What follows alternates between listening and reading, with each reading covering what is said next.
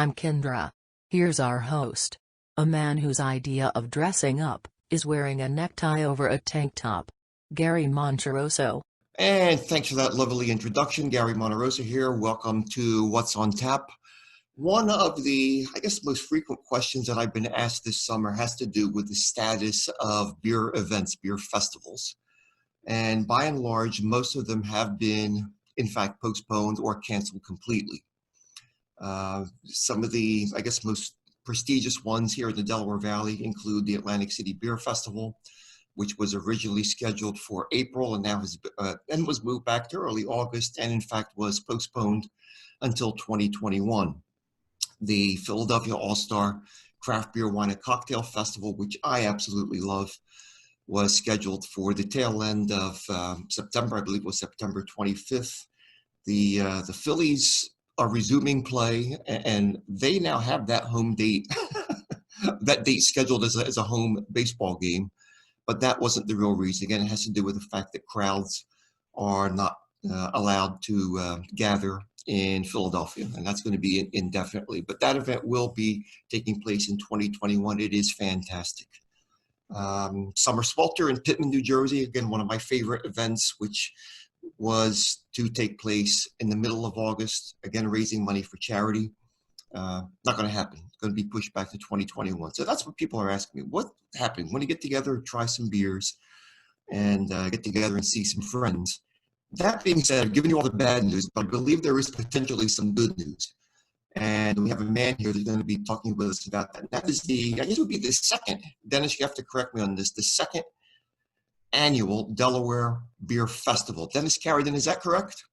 That is correct. It is the second annual Delaware Beer Fest. Our first was obviously last year.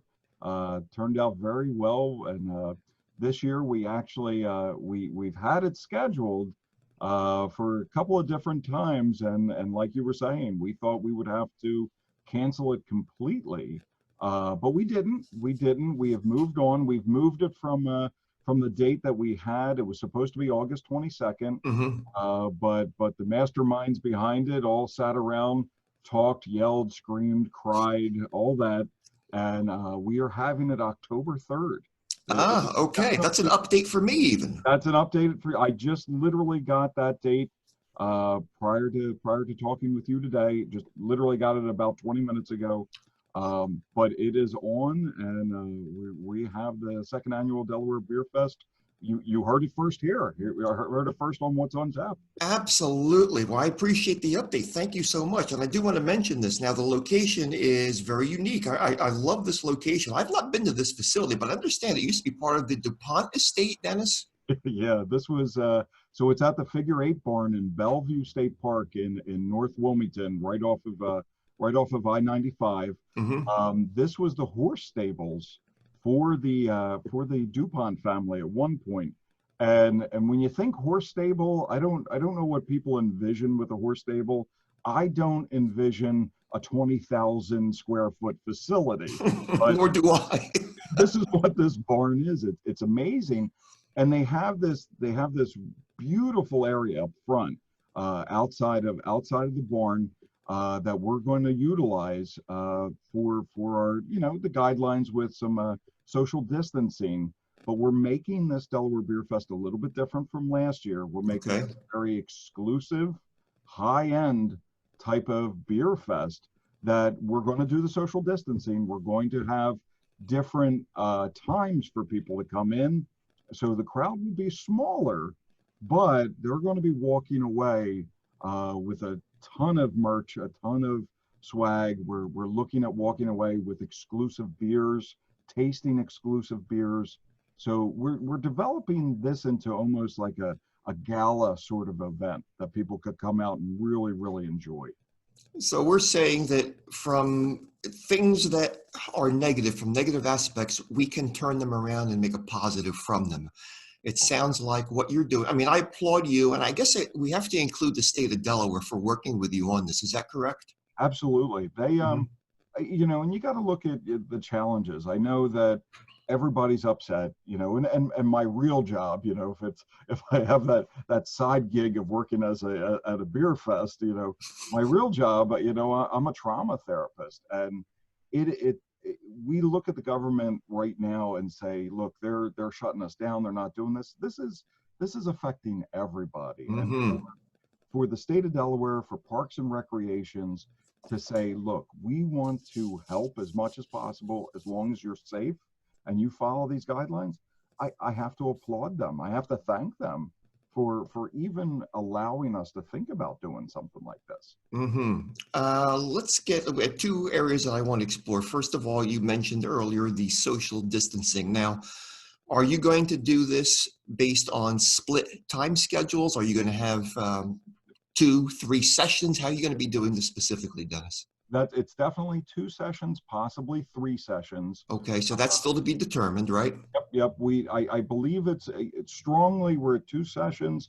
You know, Mm-hmm. me personally, because I think that's being Italian. You want to serve everybody as much as possible. I would love to do a third session, but between sessions we have to clean and sanitize and do the guidelines to follow. And Delaware has kept the 250 person outside ruling and has added a few more, so you can get up to 350 outside.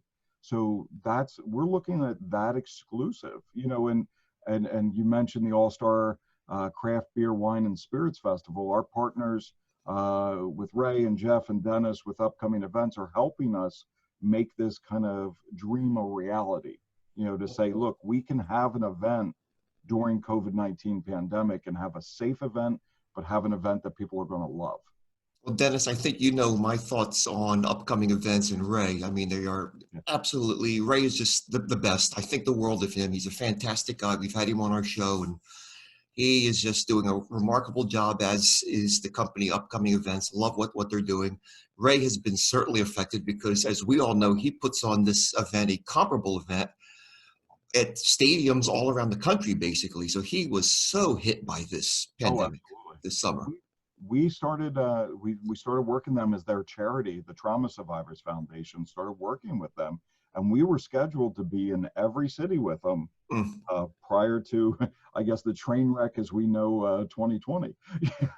So it's affected everyone. So if we could do something, and again, I think this, if you could do something and do it safely and do something where people are going to smile again, Hmm. then darn it, we're gonna do it.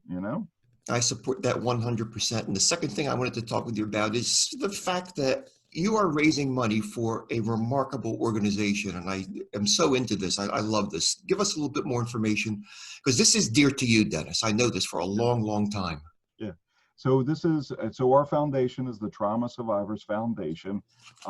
We've been around since we actually started formally started the foundation after the Newtown shootings with the children. And we help folks that are in crisis. We help folks worldwide that are in trauma. We also train first responders in crisis intervention, and we give scholarships to folks that are getting into the world of psychology. Recently, during the pandemic, we developed the Hospital Heroes Food Drive, which money from the Delaware Beer Fest and another little project that we have that we're going to talk about is going to go to support the Hospital Heroes Food Drive.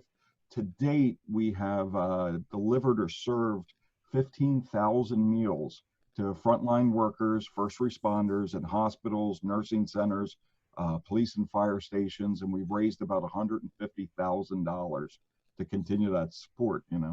These are the 2020 heroes, Dennis. There's no question about that. And again, I have to congratulate you for what you're doing here. It's been difficult as we put together What's on Tap. There's so many negative stories out there about, obviously, breweries and restaurants that are having such a difficult time. We're all sympathetic to that. We try to support them wherever possible. But we've also, as I've told you in the past, tried to integrate as many positive and feel-good stories as possible. And we've seen that there are good people out there. There are people who are doing a lot of good things in the world to help others. And I'm sorry to embarrass you, but I have to include you in that, because you really are. I mean, anyone who can just step up and benefit a total stranger. I mean, I have to take my hat off to them. So we so want this event to take place. I'm I'd wondered whether the August 22nd event was still in fact going to take place. So like you said, we've got literally breaking news here on What's on Tap that October 3rd is going to be the date. And I think that gives you a little more of a window, a little more safety, Yeah, if you will, in terms of time to make this thing fly. I mentioned this to you several weeks ago. I think you'll find this amusing, but as you know, I teach a beer class at Wilmington University at their Newcastle campus.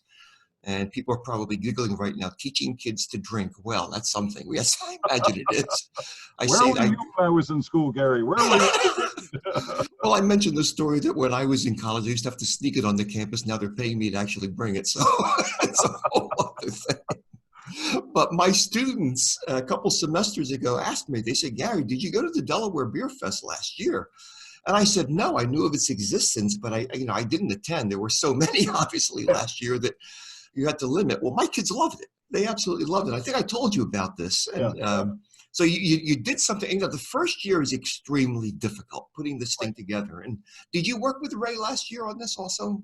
No, this was and we've been working with Ray. We work with John Schaefer from Flight Entertainment. We work with Rob Wright from Small Talk Media. Okay.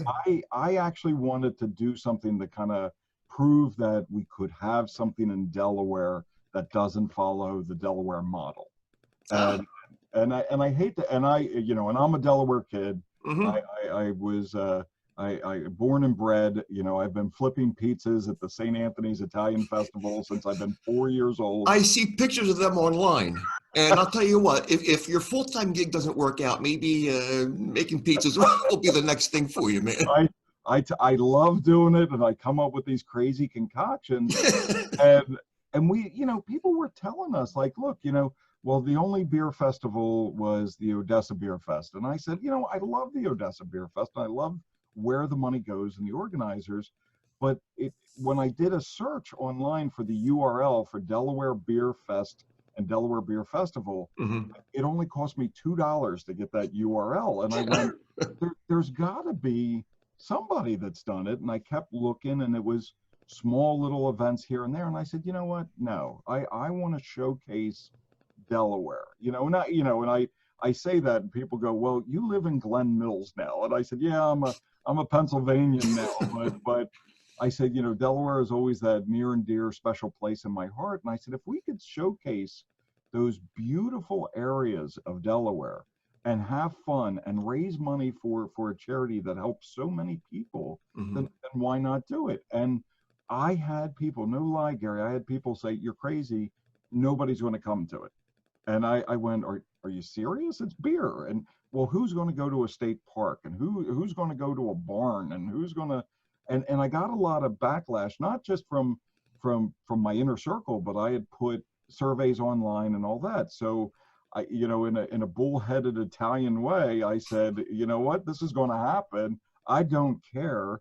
Contacted NKS, contacted our folks over at Big Oyster Brewery, contacted everyone that I knew, and said, look, if I do this, would you help us out?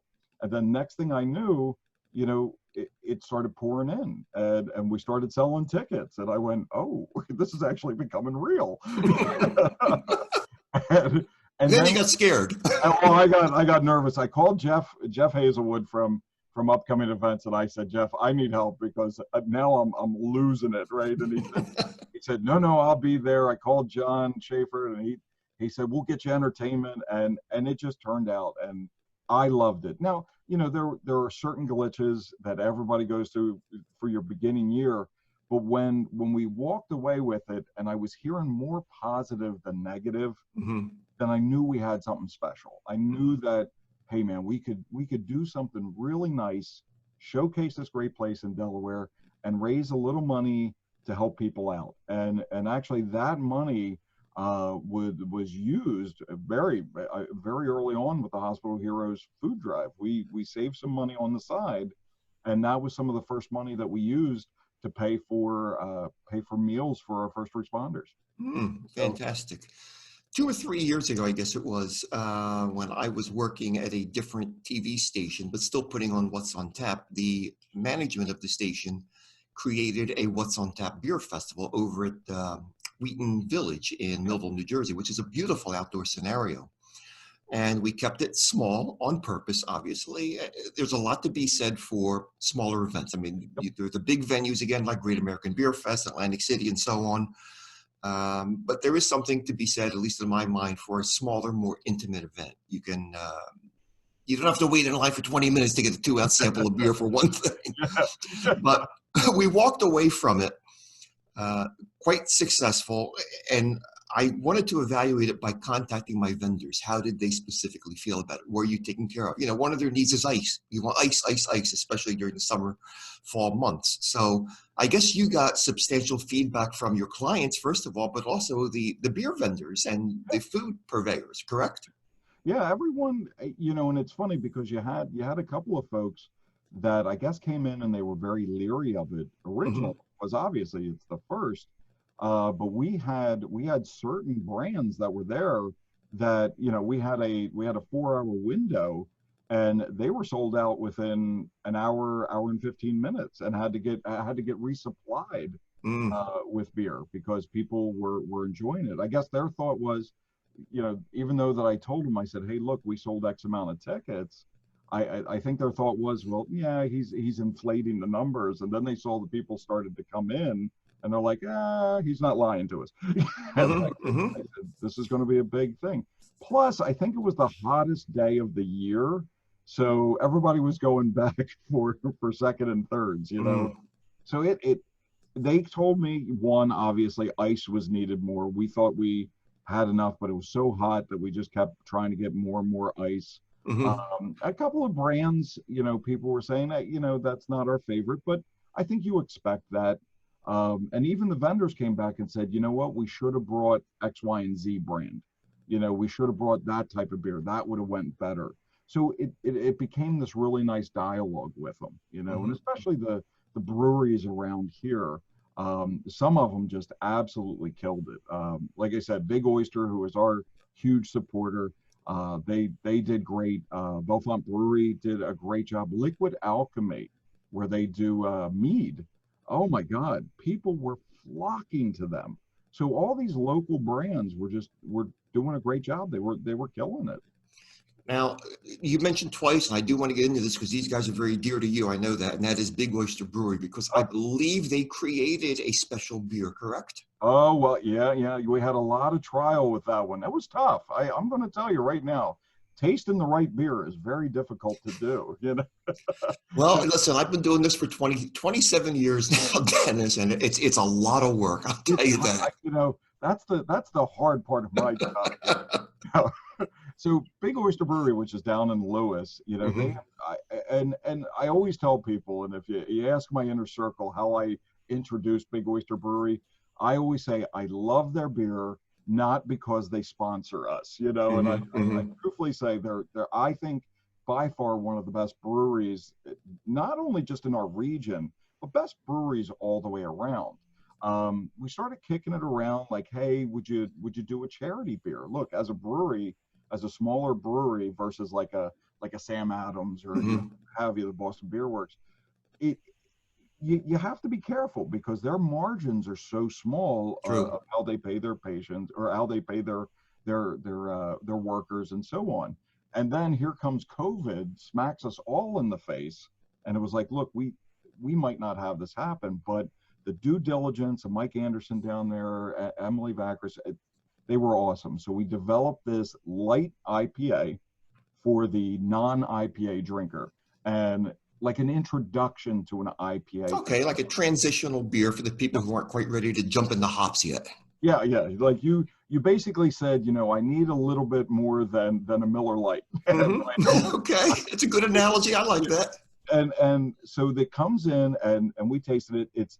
It's similar to their Hammerhead, which is their flagship beer, which is the IPA, which is at 7.5%, I believe, the alcohol by volume. This one turned out to be about 4% alcohol by volume. Very sessionable, Dennis, which is good. It's the West Coast Session IPA.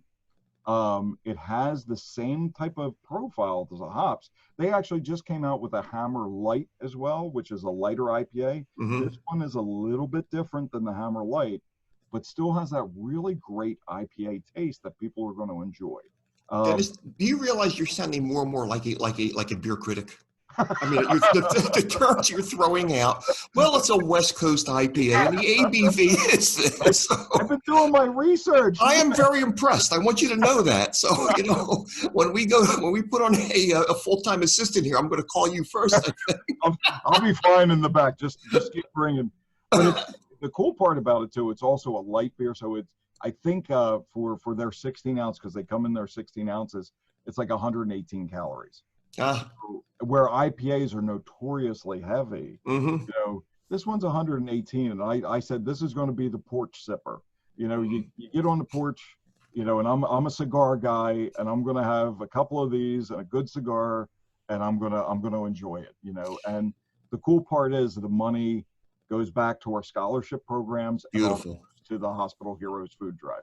Beautiful, beautiful. So many things. I mean, I could probably do an hour with you, but I know we're limited to doing a 30-minute show, but there's so much that we can talk about here. Now, this event will be rain or shine. We do want to mention that, regardless of what the weather is. Bring your galoshes. It's going to be taking place. And what's the parking situation? So that was another, and thank you for bringing that up. Last year, we had a little confusion because the state parks in Delaware charge a fee to park.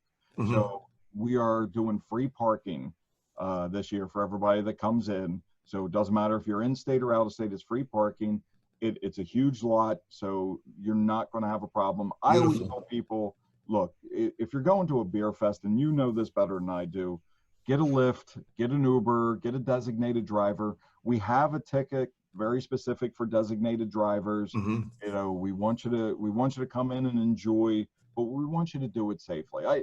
Outside of COVID-19, we don't want anybody leaving that park, in a bad way, and nobody wants that. So, you did something really cool on the website. Now, the website is DelawareBeerFest.com, as you mentioned earlier, correct? Yep, my $2 URL. Well, it's okay. It works. It's the perfect URL. Let's face it, it does work. But you put something up on the website that I appreciate. You don't see this on too many beer festival sites, and that was something taken from Draft Magazine. Now, I'm going to get back to this. When I wrote and released my first book, my first and only book, I'll never do that again, Dennis. Something like 9 or 10 years ago, I did put a section in there on attending festivals. Yep. Because too often, I know you've seen this as well, too often people will go in and just go absolutely hog wild crazy. They don't care. Some people don't care what they're drinking. They just want the beer. I prefer to do my research. Yeah. I have a plan. I have a game plan as to what I'm going to try. There's actually an order. For example, and I don't want to get into the whole thing with you here, but you talk about IPAs. If you go to very hoppy, very bitter beers at first, you're not going to taste anything after that. Yeah. So work your way to that level. And you put up a thing from Draft Magazine, which were do's and don'ts. And I hope you keep that up there, Dennis. Oh, that's up there. Yeah. Absolutely. Good. Keep that up there, because some of the key terms that you put up there, some of the key elements, eat before the event, makes sense. Don't go drink on an empty stomach, for goodness sakes. You're gonna cause a problem for yourself or someone else. Do your research. You mentioned that. Don't drink beforehand. God knows I've seen that happen quite a bit. And, you want safety. We want people to have fun, a good time, and that's what you're looking for, and that's what you're going to be getting this year. And I know that's what happened last year, too. I mean, I got nothing but positive reports from last year's event. That's great.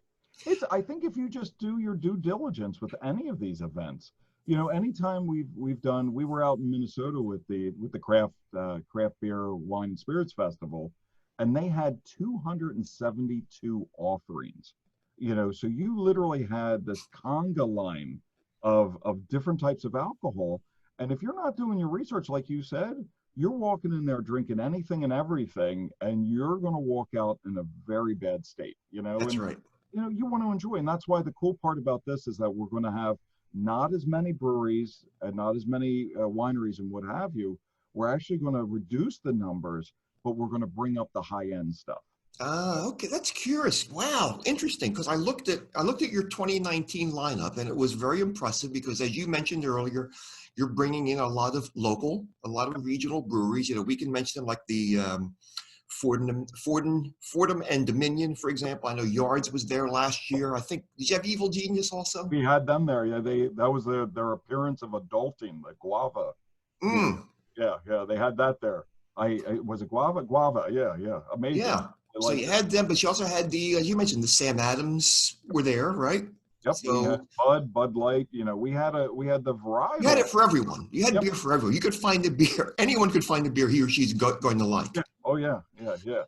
Now, since you're breaking this news now about this moving to October, I guess your next step, or one of your next steps, is contacting vendors to let them know about this. Correct? Yep. Absolutely. Mm-hmm. They could go on our website. There's actually a section on the website. So again, DelawareBeerFest.com or DelawareBeerFestival.com.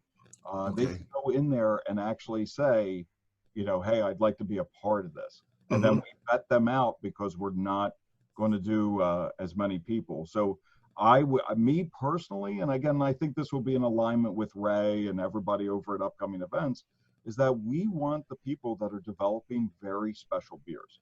We want local breweries. We want local distilleries to come out and say, look, we want people to try the area, but we also want something very, very high end.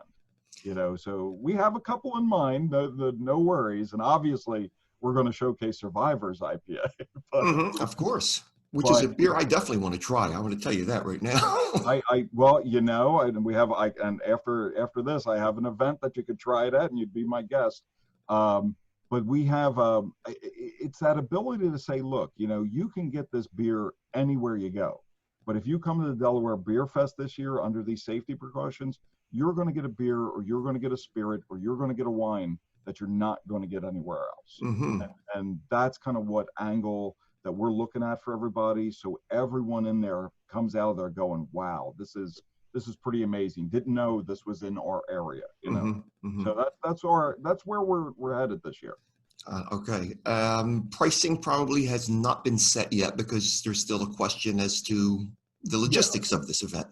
Oh yeah, absolutely. I think and again, that's that breaking news. Yes, we tried to keep a lower price point last year. This year it's probably going to be a little higher, but we're also going to do a higher experience, and we're also going to do like an ultra VIP experience where that's going to be a higher ticket price, but it's going to be very, very exclusive. It's funny when you go out, you think about those nights that you go out and you have a good dinner and you have good drinks and so forth. And especially in Philadelphia, as much as as I know, you're at $200-300 easily. Easy. And so if we're giving you a ton of really high-end stuff, you're going to think it's going to be a little more high-end, but we'll make it affordable, but just a little higher-end price to it. Not a problem. I'll tell you, everything is falling into place. It sounds great. Obviously from here to then, we hope that people continue to use common sense in terms of, wearing the masks and just taking care of themselves and taking care of their fellow man. I mean, that's what it's all about. So we can get out there and get things back to normal as quickly as possible. I'm going to wrap this up with Dennis Carradin. We're going to do a quick summary. I know we mentioned this a couple of times, but it's worth mentioning over and over and over again. It's the Delaware Beer Fest. Do you say are also DelawareBeerFestival.com? You also have that domain? We have both of those. That cost me the whole $4. Well, it was a good investment, Dennis. I got to tell you that. And that is the website. And please be checking that because there's going to be obviously a lot of updates are going to be added to that as things come into fruition. October 3rd is that date. And the VIP, that sounds exciting. And we're looking at probably 2 sessions, potentially 3, but it's going to be a lot to clean up between the first and second. Yep. We have to follow the guidelines. Yep. And I just see all positives to this event because, again, it's going to good organizations, Trauma Survivors Foundation, a lot of cool things going on. Last quick question, volunteers. What if people want to volunteer to help you? Can they do that? Yeah, absolutely. Please. The volunteers make an event. Darn right. So if they can go to the website, there's a space where it says volunteer, they could sign up and we'll put them to work. I will mention before we wrap up, one last thing that we have on August 15th is the release of Survivors IPA. August 15th. Let's get that down. Go ahead. It's actually, you can start getting it now in Pennsylvania. It's distributed by Penn Distributors. But August 15th at Perry's Cigar Bar, up in Media, PA. The tickets are free. That you can go online right now. We're doing social distancing. It has to be under the guidelines. But we've created an event where you can enjoy Survivors IPA, maybe enjoy a cigar if you like that. But that's going to be our kind of official release date. But starting this week, which is our third to fourth week in July, you can get Survivors IPA in certain PA locations. So Good all you have stuff. to do, it'll be on DelawareBeerFest.com or SurvivorsIPA.com. Dennis Carradin, thank you so much for joining us on What's on Tap. You're busy as all could be. I'm glad we got you back here in the Delaware Valley, by the way, because you're in Florida as much as you're here. But thank you for taking time from your day to explain to us what's going on and giving us the very latest from this fantastic event. And again, thank you so much, Dennis. Absolutely, Gary. Thanks. All right, my friend. And we'll see you next time on What's on Tap.